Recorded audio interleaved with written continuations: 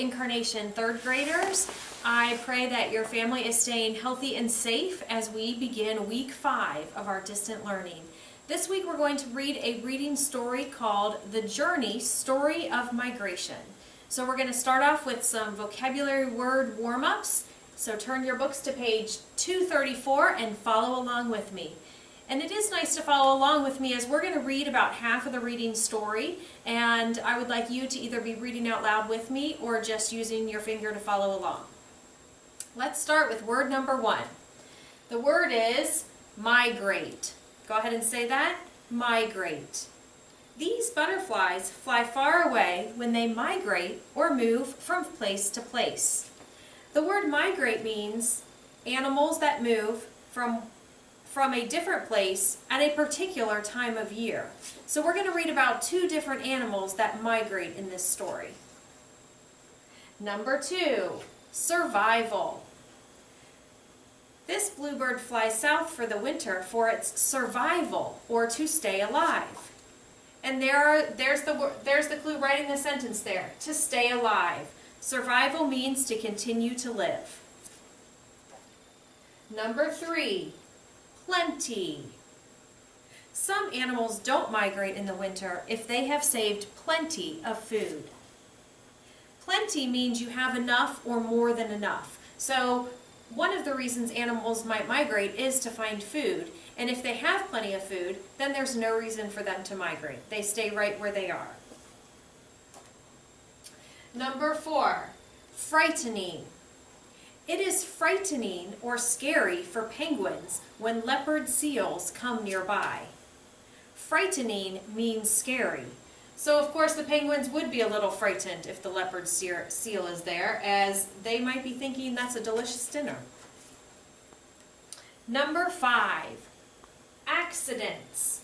When moose cross busy roads to find food, accidents can happen. Accidents are events that happen unexpectedly that could possibly cause harm. Especially when you're in an area where there are wild animals, there might be accidents with cars because those animals are not used to staying off the roads. Number 6, solid. I think you learned this word in science this year. It is very hard for animals to find food under snow and solid ice. Solid means it's hard. There are no breaks or hollow parts, just like the ice. Number 7, chilly. Polar bears have thick fur to keep them warm in cold, chilly weather. Chilly means it's cold enough to make you feel a little uncomfortable. It's actually very chilly in here right now without all of your little warm bodies with me. Number 8, landscape. The landscape changes in spring. Grass turns green and flowers bloom. Landscape means a long stretch of land seen from one place to the next. And you can notice right now our landscape outside, the grass is getting greener and you see lots of little buds on trees as we get into our spring and summer season. Hopefully it will warm up. Number 9, thunderous. A herd of caribou makes a very loud thunderous sound as it runs. Thunderous means very loud. We're going to read about an animal that migrates, and it does make a thunderous sound in the sky. Dramatic. Salmon swimming upstream lay eggs is a dramatic or exciting sight. Dramatic means suspenseful or spectacular. So those are some of the newer words that we're going to be reading in this story. Go ahead and turn your books to the next page. I'm going to read this paragraph here that talks a little bit about animal migration. Geese fly in a V shape high in the sky. Hundreds of monarch butterflies gather on a tree trunk to rest during long flight to Mexico. Sea turtles gather on Florida beaches in the spring and summer. These are just a few examples of migrations made every year. A migration is a movement of insects, animals, or even people from one location to another, often thousands of miles apart. In the journey, Stories of Migration, you'll learn why 2 different creatures, gray whales, and locusts migrate and where they go. So animals do migrate for many different reasons. They could migrate because the seasons change and it becomes too cold for them to stay where they are. They could migrate to find food. And some migrate just a couple miles, and some migrate thousands of miles to maybe a different part of the United States. Turn your books to page 238.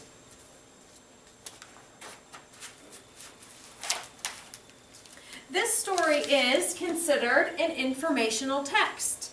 Informational text is a kind of nonfiction.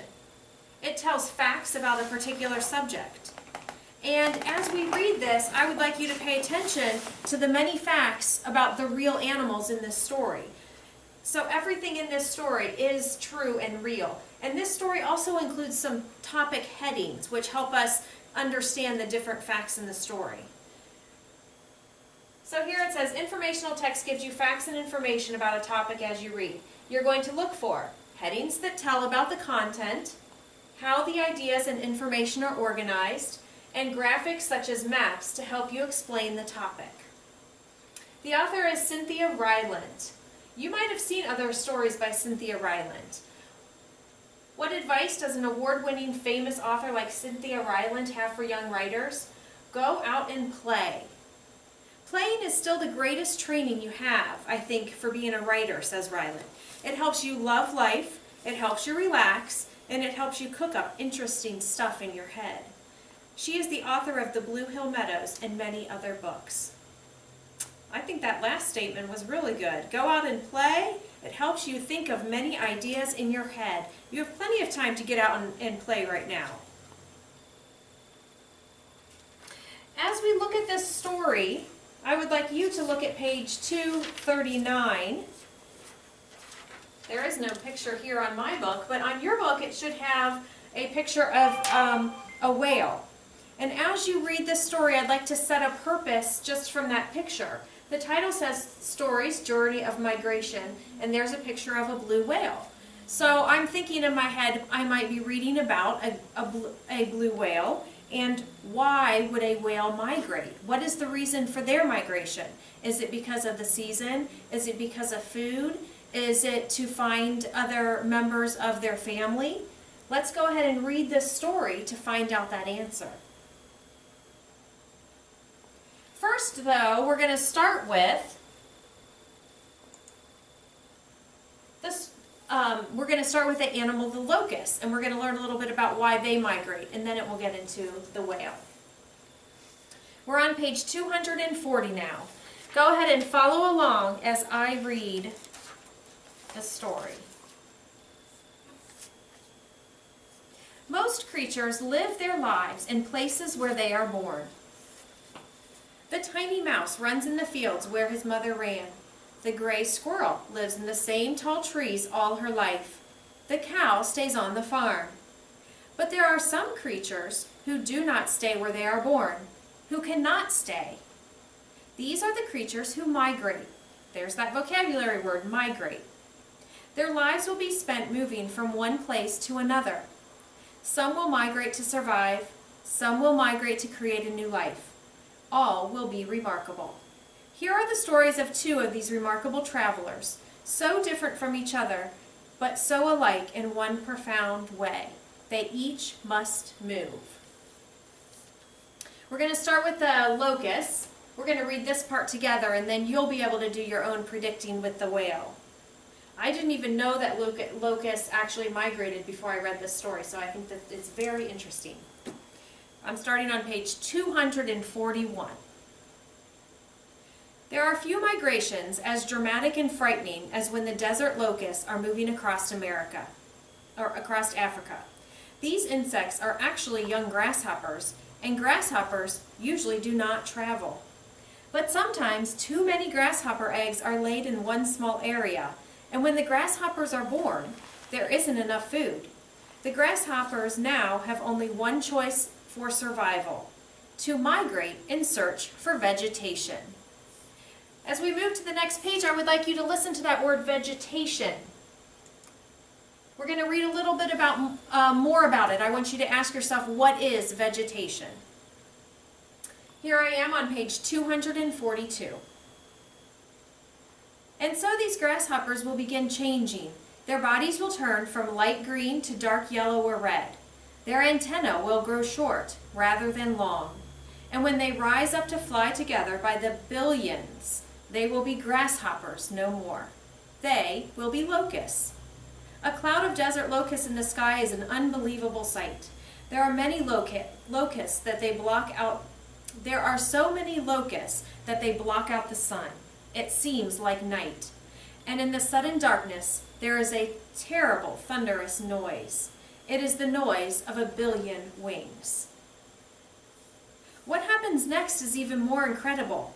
When the locusts fly to the ground, they will eat every plant, every blade of grass, every leaf, and every bush and piece of vegetation as far as the eye can see. Within minutes, they will fly off again, leaving behind them a totally devastated landscape.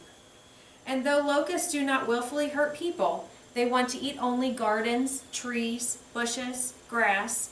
People may die because of the locusts. Because the gardens are empty of food, people may die of starvation. So on that page we learned, why do locusts migrate? Well, locusts really start out as grasshoppers. And if in an area where grasshoppers lay their eggs and then they hatch, and there is enough food for those grasshoppers, they remain grasshoppers. But if there is not enough food, that is when they turn into locusts and migrate. And on this page we learned about the word vegetation. Vegetation means plants. Grasshoppers and locusts obviously eat plants. So when they rise up into the sky and fly, then they'll come back down and eat all the plants in the area that they see, and then they'll rise back up and continue to fly, looking for different areas, migrating to different areas where they can find food.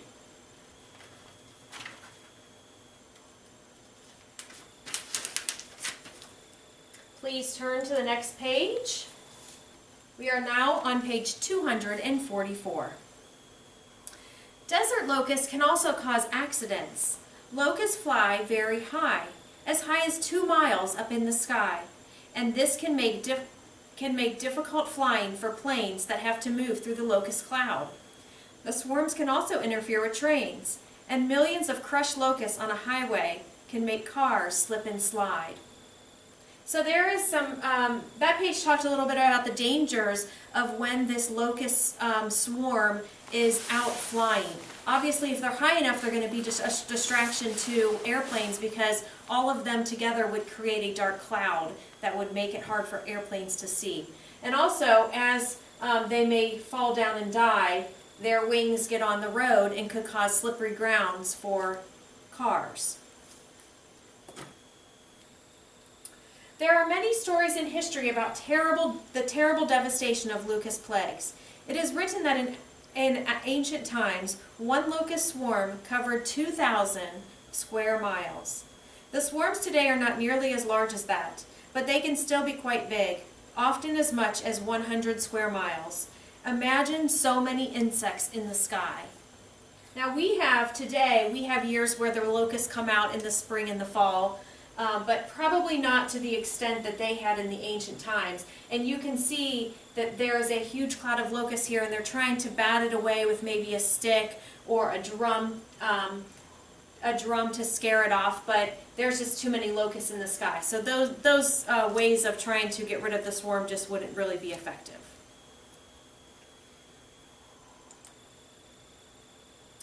We're on page 246.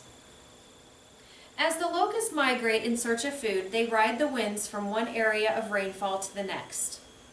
There is always more food where it rains. They travel on sunny mornings and stop in late afternoons to roost for the night. When they reach a rainy area, they mate and die. Then their eggs will hatch and a new swarm of locusts begins moving. This will happen again and again, until one day a swarm will return to the same place where the very first locusts began. So that sort of talks about how locusts do migrate all around, but eventually they will find their way back to exactly where they began. Page 247.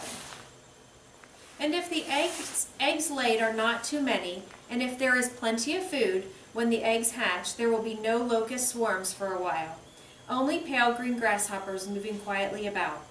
But someday too many eggs may be laid, and the newly hatched grasshoppers will be much too hungry. These grasshoppers will begin to look a little different and act a little different. Then they will rise up together by the billions as a desert locust and fly away. So really for locusts, the main reason for migration is the amount of food that is present. If when all of the eggs hatch there is enough food, then they remain the grasshopper. But if there is not enough food, then they will turn into locusts, rise up, and migrate to search for that food. So here we start the next page, and this is going to be the second animal you're going to read about for migration. And I want you to think about, when you read this section, why do whales migrate? What is their reason for migrating? And do they migrate for the same reason as the locusts that we just read about?